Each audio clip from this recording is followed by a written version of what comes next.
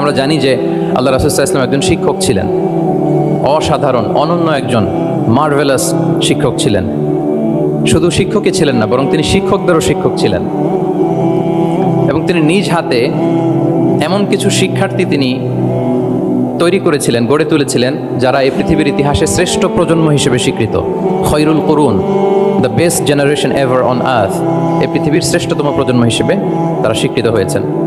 এবং তিনি তার শিক্ষা পদ্ধতির মধ্য দিয়ে গোটা বিশ্বকে সততা শিখিয়েছেন, সভ্যতা শিখিয়েছেন, মানবিকতা শিখিয়েছেন, স্পিরিচুয়ালিটি শিখিয়েছেন, আধ্যাত্মিকতা। তিনি আমাদেরকে শিখিয়েছেন পরিমিতিবোধ, তিনি আমাদেরকে শিখিয়েছেন জীবনবোধ, আমাদের স্রষ্টার সাথে তিনি আমাদেরকে পরিচিত করেছেন, এবং সফলতার সহজ এবং সরল পথ তিনি আমাদেরকে বাতলে দিয়েছেন। তো আজকের এই ডিসকোর্সে বেসিকলি আমরা ওনার লাইফ স্কেলের একটা দিক নিয়ে ফোকাস করব, অর্থাৎ ওনার পাঠদান পদ্ধতি, কিভাবে তিনি সাহাবাদের সাথে ইন্টারেক্ট করতেন, তাদেরকে শিখাতেন, পাঠ দিতেন। শুধুমাত্র কেবলমাত্র এই বিষয়টাতে আমরা ফোকাস করবার চেষ্টা করবো ইনশাআল্লাহ। আমি আমার আলোচনার শুরুতে সূরাতুল বাকারার একটি আয়াত তেলাওয়াত করেছি, 129 নম্বর আয়াত। এই আয়াতটি বেসিকলি আল্লাহ রাসূল সাল্লাল্লাহু আলাইহি ওয়াসাল্লামের জন্য সাইয়েদনা ইব্রাহিম আলাইহিস সালাম দোয়া করেছিলেন মক্কার ধুধুমরু প্রান্তরে। এখনকার মক্কার মতো না, তখন জনমানব শূন্য মক্কা ছিল, ধুধুমরু প্রান্তর, চারিদিকে কেউ নেই। তো এরকম একটি ব্যারেন ল্যান্ডে সাইয়েদনা ইব্রাহিম আলাইহিস সালাম আল্লাহ তাআলার কাছে একটা দোয়া করেছিলেন। ওই দোয়াটাই আল্লাহ তাআলা সরাসরি কোট করেছেন সূরা বাকারায় 129 নম্বর আয়াতে। এবং সেখানে তিনি বলেছেন, রব্বানা ওয়াবআথ ফীহিম রাসূলাম মিনহুম ইয়াতলু আলাইহিম আয়াতিকা ওয়া ইউআল্লিমুহুমুল কিতাবা ওয়াল হিকমা ওয়া ইউযাক্কিহিম ইন্নাকা আনতাল আজিজুল হাকীম। মানে হে আমাদের রব, এই ভূখণ্ডের মধ্য থেকেই এই জনপদবাসীর জন্য আপনি একজন রাসূল প্রেরণ করুন, যিনি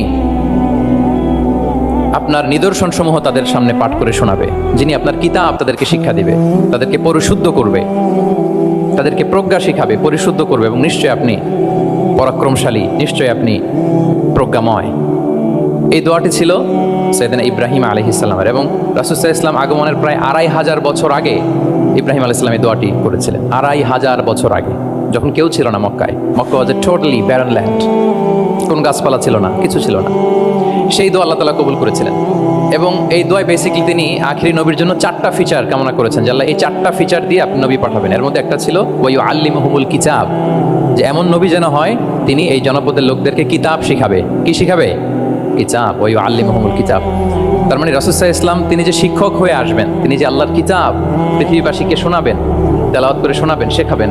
এই দোয়া রাসূল সাল্লাল্লাহু আলাইহি ওয়াসাল্লাম আগমনের 2500 বছর আগে সাইয়েদনা ইব্রাহিম আলাইহিস সালাম করেছিলেন।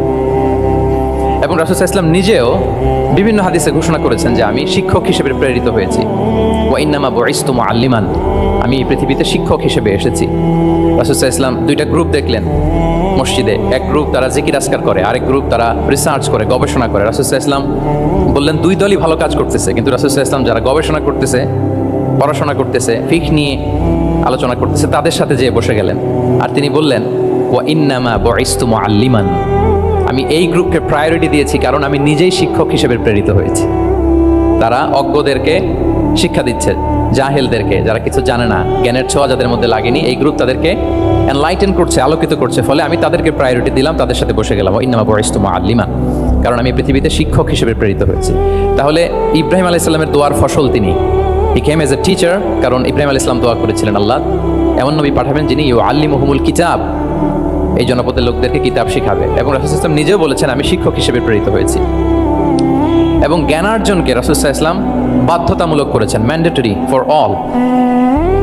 এবং জ্ঞান যে সবাই অর্জন করবে এটা তিনি বলেছেন, এটা সবার জন্য অবধারিত, শিক্ষার জন্য, এটা মানুষের মৌলিক অধিকার। তিনি বলেছেন তলাবুল ইলমি ফারিদাতুন আলা কুল্লি মুসলিম, পৃথিবীর প্রতিটি মুসলমানের জন্য জ্ঞান অর্জন এটা ফারিদা, আবশ্যক, ম্যান্ডেটরি, এটা অপশনাল না, এটা কম্পালসারি। এবং নারী পুরুষ নির্বিশেষে সবার জন্য, এমন না যে শুধু পুরুষদের জন্য। রাসূল সাল্লাল্লাহু আলাইহি ওয়াসাল্লাম বলেছেন আলা কুল্লি মুসলিম, প্রতিটি মুসলিমের জন্য জ্ঞানার্জন এটা আবশ্যক। আলহামদুলিল্লাহ আমাদের অনেক বোনেরাও আজকের হল রুমে এসছে। এবং রাসূল সাল্লাল্লাহু আলাইহি ওয়াসাল্লাম একটা স্পেশাল ডে নির্ধারণ করেছিলেন, special day for teaching women, মদিনার নারীদেরকে পাঠদানের জন্য, শেখানোর জন্য তিনি একটা স্পেশাল ডে নির্ধারণ করেছিলেন। এবং নারীদের আগ্রহের কারণেই তিনি সেটা করেছিলেন।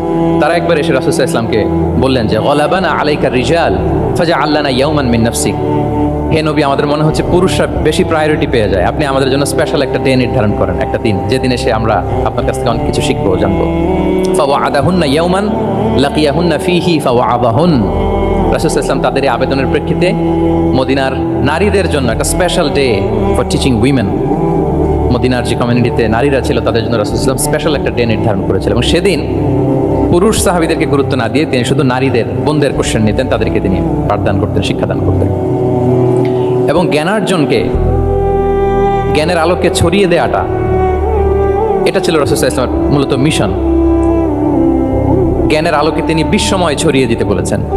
নলেজ হ্যাজ নো বাউন্ডারিজ, এটার কোনো বাউন্ডারি থাকবে না, গোটা বিশ্বের জন্য আমরা জ্ঞানকে ছড়িয়ে দেই, এটার ব্যাপারে তিনি আমাদেরকে উদ্বুদ্ধ করেছেন। তিনি বলেছেন, বাল্লিগু আন্নি ওয়ালাউ আয়া, আমার পক্ষ থেকে একটি কথা, একটি বাণী, একটি আয়াত হলেও তোমরা পৌঁছে দাও। তাহলে তিনি আমাদেরকে জ্ঞানের এই আলো বিশ্বময় ছড়িয়ে দিতে উদ্বুদ্ধ করেছেন। এবং জ্ঞান লুকানোকে তিনি মহাপাপ বলেছেন। আপনার কাছে যদি নলেজ থাকে, সেই নলেজের ব্যাপারে যদি আপনাকে জিজ্ঞেস করা হয়, আপনি আলাইহি ওয়া আলিহি ওয়াসাল্লাম জ্ঞান লুকানোকে মহাপাপ বলেছেন। তিনি বলেছেন, মান সুইলা আন ইলমিন ফাকাতামাহু আলজামাহুল্লাহু ইয়াউমাল কিয়ামাতি বিলিজামিন মিনান নার। কাউকে কোনো বিষয়ে জ্ঞানের ব্যাপারে জিজ্ঞেস করা হলো, আর সে যদি সেটাকে গোপন করে, কিয়ামতের দিন তাকে আগুনের লাগাম দিয়ে বাঁধা হবে।